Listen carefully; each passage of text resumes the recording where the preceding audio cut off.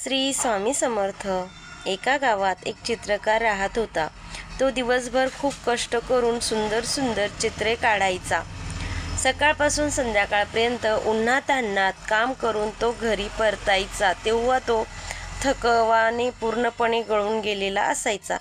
एका संध्याकाळी असाच तो खूप थकलेला असताना स्वतःच्या झोपडीबाहेर खाटेवर बसला होता। हातातल्या रंगाचा ब्रशही त्याला उचलवत नव्हता। रोज एवढी मेहनत करून मी थकतो पण तरीही आयुष्य बदलत नाही असा विचार करून तो निराश झाला होता। तेवढ्यात तेथून एक वृद्ध शिल्पकार चालला होता।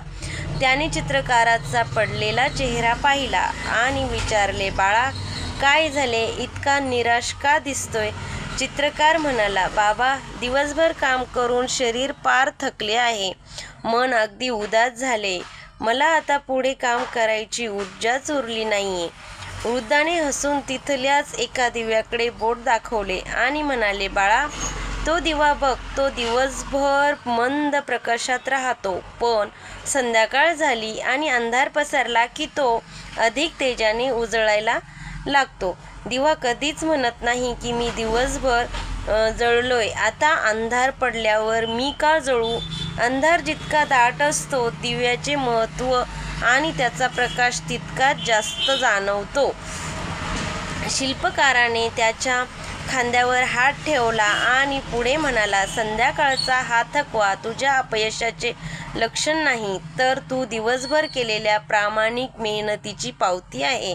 शरीर थकले तरी चालेल, पण मनातील ध्येयाची ज्योत विझू देऊ नकोस। आजची संध्याकाळ ही उद्याच्या नव्या चमकदार सकाळची नांदी असते। वृद्धाचे हे शब्द ऐकून चित्रकाराच्या मनात एक वेगळीच ऊर्जा निर्माण झाली। त्याने एक दीर्घ श्वास घेतला, हात पाय धुतले आणि निसर्गाचा तो सुंदर सूर्यास्त पाहत स्वतःला म्हणाला, माझी मेहनत वाया जाणार नाही। त्याचा सकाळ मानसिक थकवा क्षणात पळून गेला होता। थकवा हा क्षण भंगूर असतो। दिवसभराच्या कामानंतर शरीर थकणे हे स्वाभाविक आहे, पण मनाला तणावमुक्त ठेवणे हा आपल्या हातात असते। मेहनतीचा आदर करा।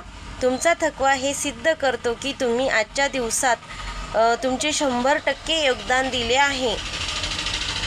नव्या आशेची सुरुवात। प्रत्येक संध्याकाळ आपल्याला आठवण करून देते की विश्रांतीनंतर एक नवी सुंदर सकाळ आपली वाट पाहत असते।